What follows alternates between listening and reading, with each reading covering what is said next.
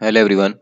Last video में हमने discuss किया था डिफरेंशियबिलिटी क्या होती है, उसका ज्योमेट्रिकल इंटरप्रिटेशन क्या होता है। ठीक है, तो हम डिफरेंशियबिलिटी को डिस्कस कर रहे हैं आज। उससे रिलेटेड कुछ एग्जांपल्स हैं। हमने डिफरेंशियबिलिटी क्या होता है उसको डिस्कस कर चुके हैं, फिर उसका ज्योमेट्रिकल इंटरप्रिटेशन कैसे होता है उसको डिस्कस कर चुके हैं। आज उससे रिलेटेड कुछ एग्जाम्पल को हम देखेंगे डिफरेंशियबिलिटी से रिलेटेड, और एक दो रिजल्ट को भी देखेंगे। ठीक है, तो बेसिकली जैसे मैं आपको बता चुका हूँ कि ये सारा syllabus CSI NET JRF IIT JAM और गेट मैथमेटिक्स के पॉइंट ऑफ व्यू से है।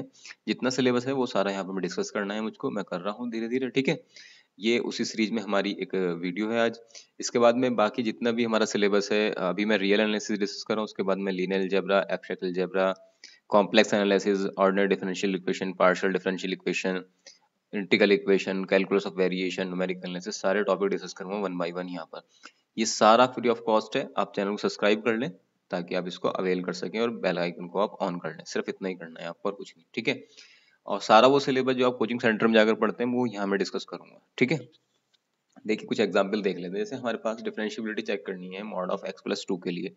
बस तो ये देख लें कि भाई पीक पॉइंट कहाँ बनेगा इसके ऊपर। तो x+2 जहाँ पर जीरो होगा, जहाँ पर x+2 equal to zero put करेंगे, जहाँ पर जीरो होगा वहां पर पीक पॉइंट छोड़ देगा। ठीक है, क्योंकि हमें मॉड फंक्शन पता है कैसे बिहेव करता है मॉड फंक्शन। ठीक है, मॉड ऑफ x कैसे बिहेव करता है। तो x+2 equal to zero put करेंगे तो x इक्वल टू -2 वो पॉइंट आ जाएगा यहाँ पर, जहाँ पर हमारे पास पीक पॉइंट बनेगा। ठीक है, तो ये हमारा पीक पॉइंट आ गया। तो यहाँ पर जहाँ पर पीक पॉइंट बन जाता है हमारा डिफरेंशियबिलिटी ब्रेक हो जाती है। तो इसका मतलब x equal to -2 is the point where the differentiability is breaked. Okay, तो फंक्शन जो है x इक्वल टू -2 पर डिफरेंशियबल नहीं है, बाकी सब जगह पर डिफरेंशियबल होता रहेगा। ठीक है, तो हम ऐसे चेक कर सकते हैं। इसके बाद हम अगर एक एग्जांपल लेते हैं, sin x plus cos x, mod of sin x mod plus cos x mod. ठीक है, इनका सम। तो इसकी डिफरेंशियबिलिटी को चेक करते हैं, कहाँ कहाँ डिफरेंशियबल है, कहाँ कहाँ डिफरेंशियबल नहीं है। तो बस इसमें भी वही हमें देखना है कि कहाँ कहाँ पीक पॉइंट बन जाते हैं, कहाँ कहाँ पर शार्प पॉइंट बनते हैं, पीक पॉइंट बनते हैं, वहां पर डिफरेंशियबिलिटी ब्रेक हो जाएगी। इसका मैंने यहाँ ग्राफ ड्रॉ कर दिया। ये कह रहा है कि fx is not differentiable at x at the point where sin x and cos x is zero. जहां पर ये वाला, क्योंकि जहां पर हमारा मॉड के अंदर रखा हुआ x जीरो होता है, वो वहां पर फंक्शन हमारा डिफरेंशियबल नहीं होता। तो sin x जहां पर जीरो होगा और cos x जीरो होगा जहां पर, वहां हमारा फंक्शन डिफरेंशियबल नहीं होगा। ठीक है, तो क्योंकि यहाँ प्लस किया हुआ है तो इस कंडीशन में हम इनका यूनियन लेते हैं दोनों का। तो S1 एक साइड बना लिया, वो सारे पॉइंट जहाँ पर sin x जीरो होता है, sin कहाँ जीरो होता है, n पाई पर जीरो होता है। ठीक है, और cos कहाँ जीरो होता है, odd multiple of pi by to पर जीरो होता है। तो S2 एक साइड बना लिया जिसके अंदर odd multiple of pi by two आ रहे हैं, जहाँ जहाँ cos x जीरो होगा वो सारे पॉइंट्स S2 में, और जहाँ sin जीरो होगा वो सारे पॉइंट S1 में। So fx is not differentiable at x equal to a where a belongs to S1 union S2, मतलब इन दोनों के यूनियन में। सो वे सारे पॉइंट जहां पर ये sine mod of sine x plus plus mod of cos x differentiable नहीं होगा, वो सारे पॉइंट बन जाएंगे। वो ये कौन से वाले, ये वाले सारे और यूनियन ये वाले। ठीक है, तो N pi where N belongs to Z union two N pi plus pi by two, मतलब odd multiple of pi by two, और N plus N belongs to Z.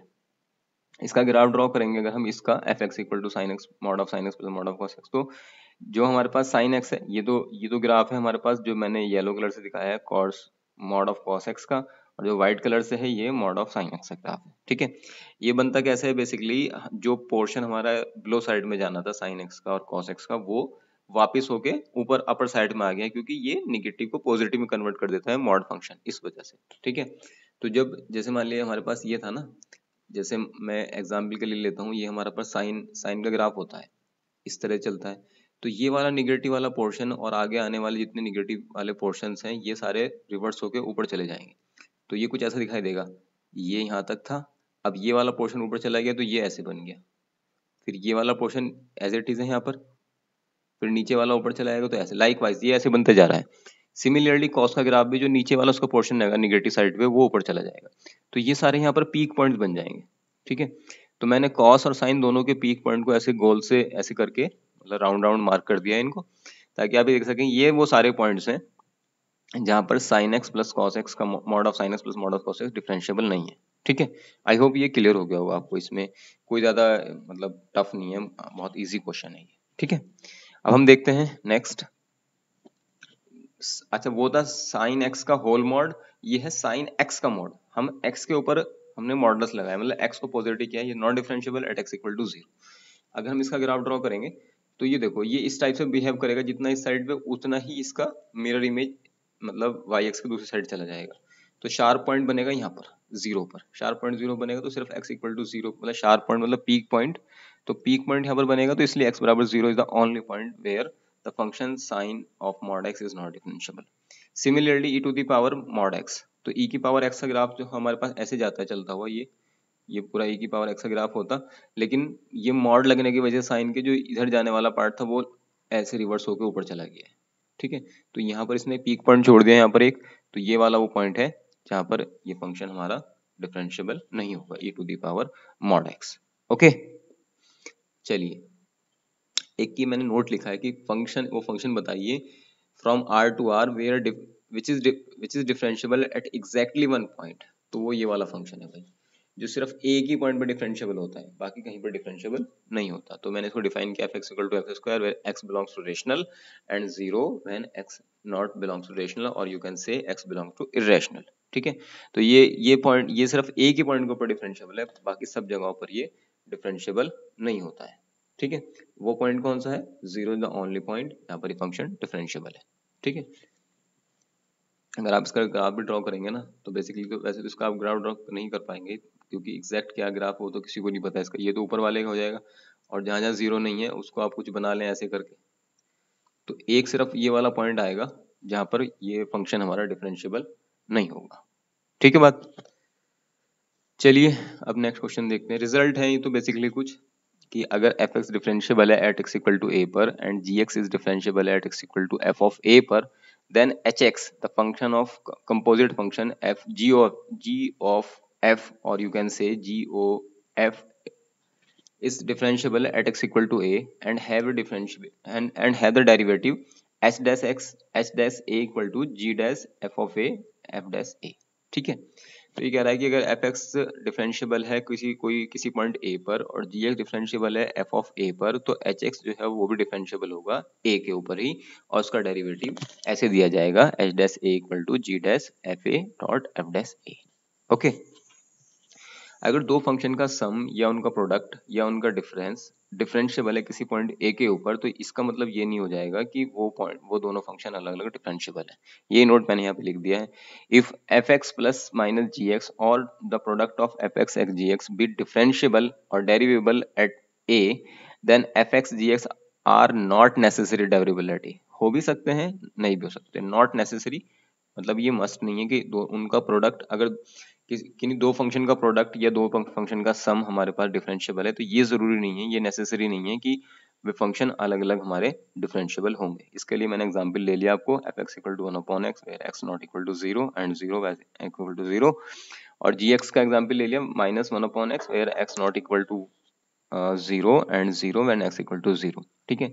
इनका जब हम सम करेंगे तो ये क्या हो जाएगा, डिफरेंशिएबल आ जाएगा 0 पर, लेकिन ना तो एफ एक्स डिफरेंशिएबल है 0 पर, ना जी एक्स डिफरेंशिएबल है 0 के ऊपर, ठीक है।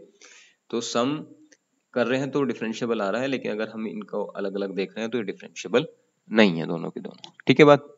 तो ये हमेशा ट्रू नहीं है, नेसेसरी नहीं है। ओके, एक थ्योरम है, मोस्ट फेमस थ्योरम इसे कह सकते हैं, कोई फंक्शन डिफरेंशिएबल एट सी पे then it is continuous at that. मतलब डिफरेंशिएबिलिटी इंप्लाई करती है कंटिन्यूटी को, but converse need not be true, but converse not true, ठीक है। डिफरेंशिएबल है तो कंटिन्यूअस होगा। ये कह रहा है कि differentiability at point c then it is continuous at that point c, ठीक है।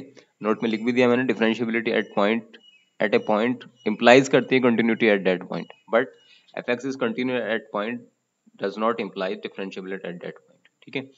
मतलब फंक्शन कंटिन्यूअस है तो आप ये नहीं कह सकते उस पर डिफरेंशिएबल भी होगा। जैसे एग्जांपल ले लिया, f x equal to mod x, continuous function है 0 के ऊपर लेकिन डिफरेंशिएबल नहीं है, तो continuity does not imply the differentiability, but differentiability is always implies the continuity. यही थ्योरम है, ठीक है। हम प्रूफ की तरफ नहीं जाएंगे थ्योरम की, क्योंकि हमारा सिलेबस में जो क्वेश्चन आते हैं वो ऑब्जेक्टिव टाइप होते हैं, ठीक है।